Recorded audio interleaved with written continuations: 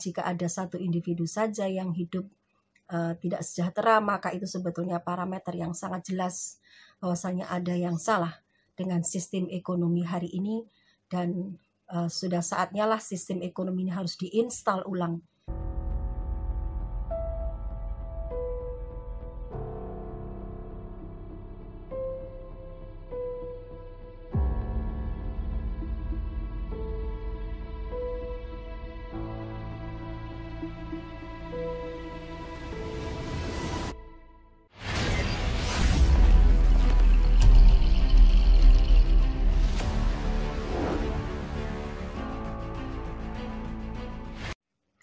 Assalamualaikum warahmatullahi wabarakatuh.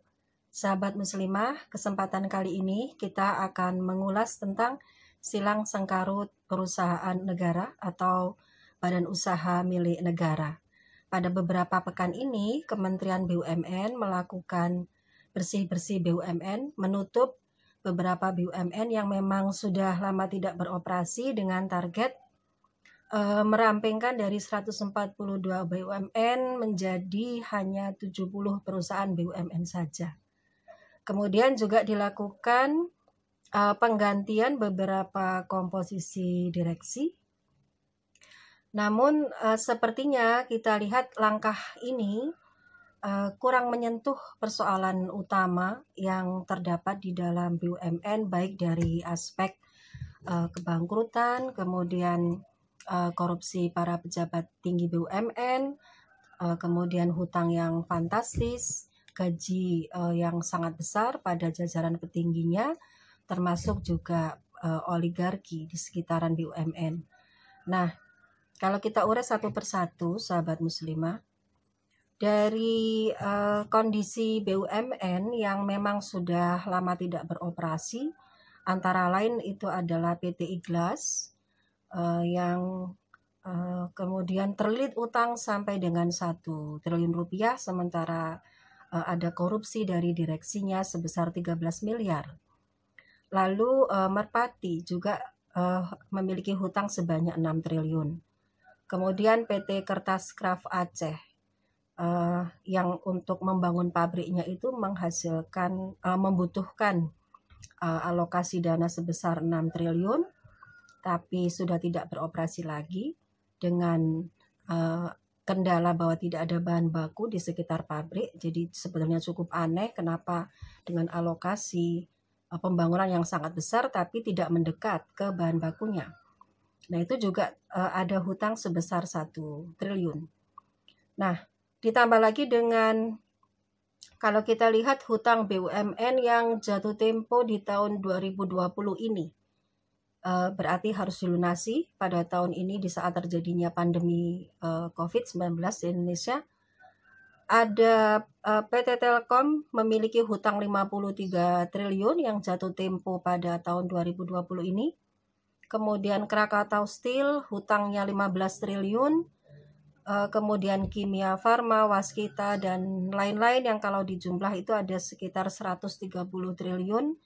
Garuda memiliki hutang 45 triliun, dan PLN juga memiliki hutang yang sangat besar yang jatuh tempo pada tahun 2020 ini sebesar 600 triliun.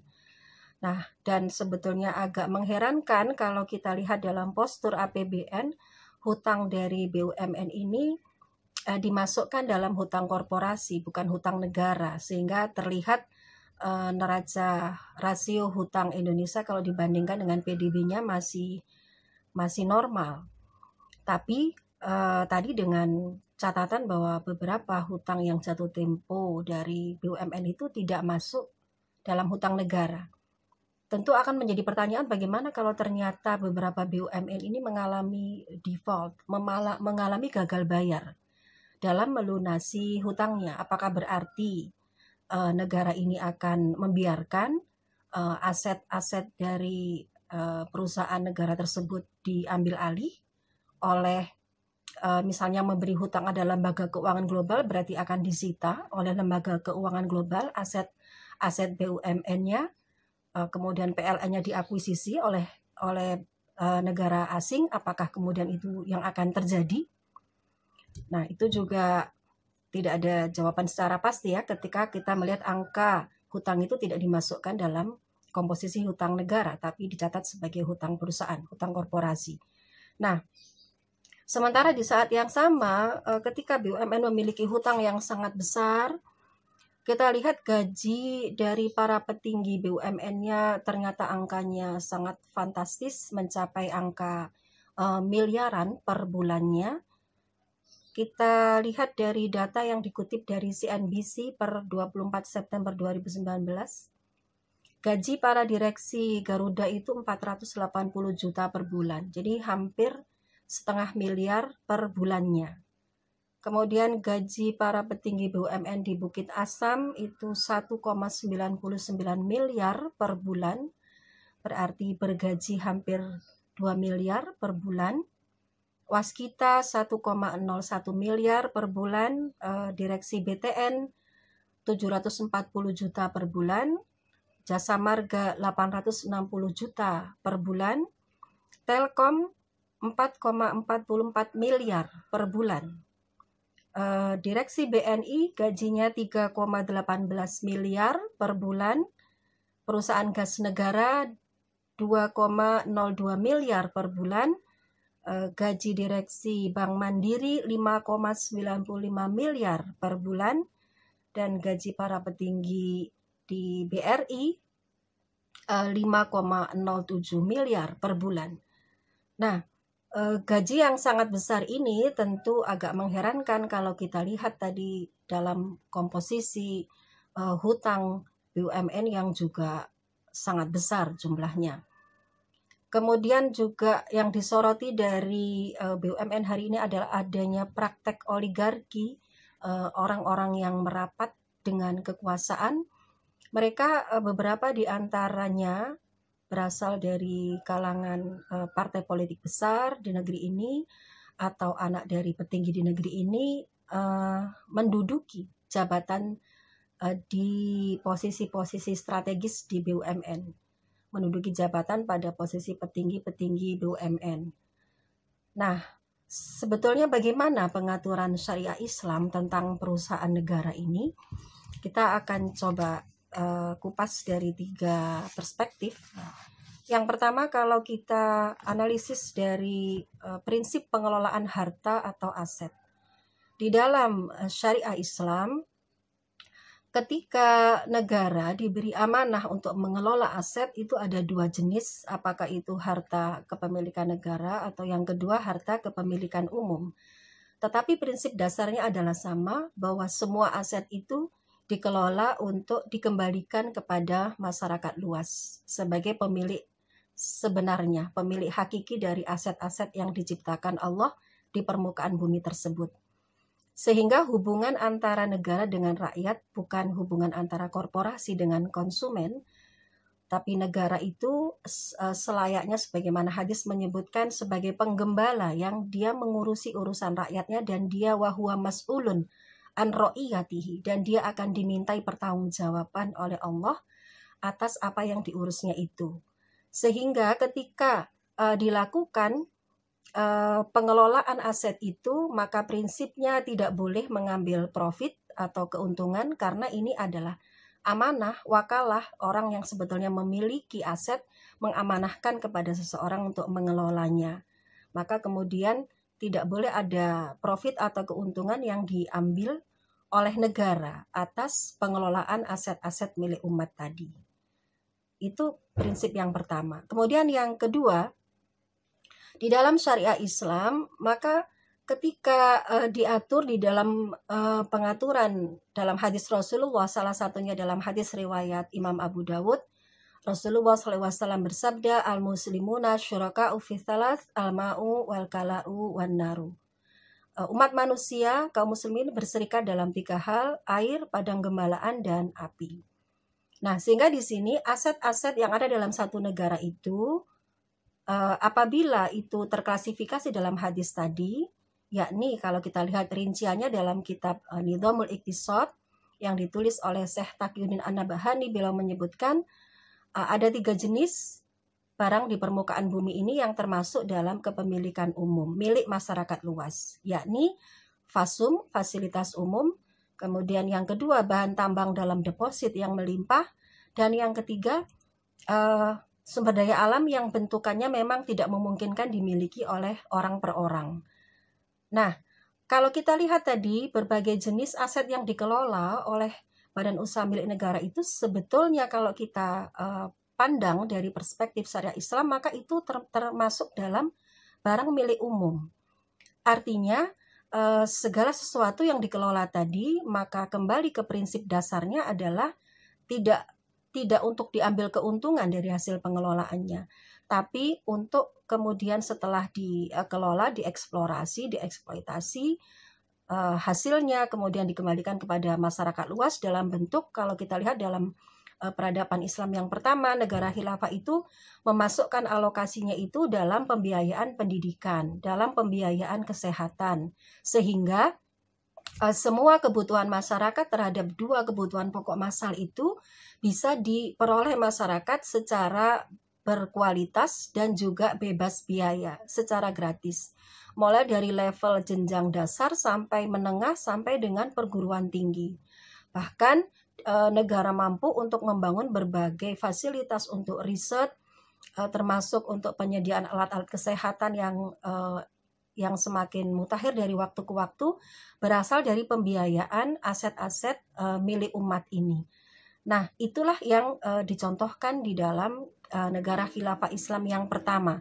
Bagaimana hasil pengelolaan itu pada akhirnya kembali kepada masyarakat luas. Tidak kemudian ketika ada keuntungan itu menjadi profit sharing atau menjadi bagi hasil diberikan kepada para pengelola bisnis, pengelola aset tersebut. Tidak dengan cara mekanisme seperti itu, karena tadi ini sebetulnya adalah akad wakalah, diwakilkan pengelolaannya, diamanahkan kepada negara. Sehingga ketika ada keuntungan pun, maka tidak bisa dikatakan bahwasannya ini adalah keuntungan perusahaan, keuntungan korporasi, sehingga kemudian bisa menjadi profit sharing di antara para pengelola bisnis tersebut. Apalagi tadi kalau kita bahas bahwasanya dalam pengelolaan syariah secara kafah, maka dicontohkan dalam peradaban yang Islam yang pertama bahwa pada akhirnya itu akhirnya meningkatkan kualitas hidup masyarakat secara luas dengan berbagai alokasi tadi. Nah, yang ketiga, kita bahas dari aspek bagaimanakah sebetulnya pengaturan badan usaha ini. Kemudian bagaimanakah sebetulnya sistem penggajian di dalam syariah Islam itu. Dalam buku Nidhamul Iqtisad juga disebutkan bahwasannya bentuk badan usaha yang berbentuk perseroan terbatas atau corporation atau korporasi itu adalah salah satu jenis bentuk perusahaan yang diharamkan di dalam syariah Islam. Karena kita lihat tadi ternyata itu memang disitulah terbuka celah. Ada kepentingan oligarki bisa masuk ke dalamnya, kemudian termasuk ada kepentingan dari para pemilik modal yang dia memastikan bahwa dia akan mendapatkan bagian terbesar, bagian terbanyak, yang kemudian sebetulnya juga cukup ironis, karena sebetulnya ini adalah badan usaha milik negara. Ketika diposisikan begitu, maka ketika rugi pun atau bahkan tadi hutangnya sangat besar pun, karena ini hari ini dikelola sebagai badan usaha milik negara dalam bentuk korporasi, maka gajinya tetap bisa diberikan dalam jumlah yang sangat besar. Termasuk tadi ada beberapa petinggi dalam perusahaan itu yang sebetulnya dia juga tidak memiliki bukan menjadi pemegang saham terbesar dalam perusahaan itu, tapi karena dekatnya dia dengan kekuasaan. Nah, kita lihat ada hikmah di situ bahwasanya ketika satu sistem badan usaha itu dikelola dengan prinsip selain sistem Islam, yang dalam Islam itu sebetulnya ada banyak pilihan syirkah, tapi ini dikelola dengan prinsip perseroan ala sistem kapitalis dalam korporasi tadi, situlah kemudian terbuka celah masuknya kelompok-kelompok tertentu yang dekat dengan kekuasaan untuk menjadi jajaran petinggi BUMN dan mendapatkan gaji yang luar biasa fantastis per bulannya.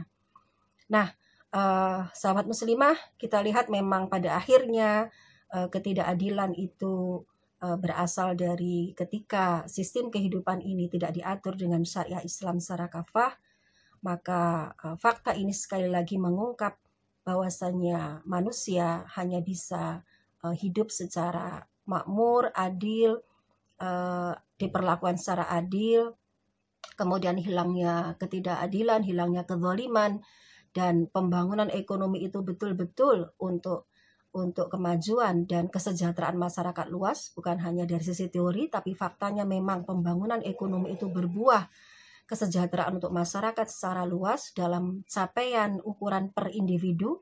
Artinya jika ada satu individu saja yang hidup tidak sejahtera, maka itu sebetulnya parameter yang sangat jelas bahwasanya ada yang salah dengan sistem ekonomi hari ini, dan sudah saatnya lah sistem ekonomi ini harus diinstal ulang, ditata ulang dengan menggunakan software yang baru yang berasal dari Islam, menerapkan sistem syariah kafah dalam negara khilafah Islam.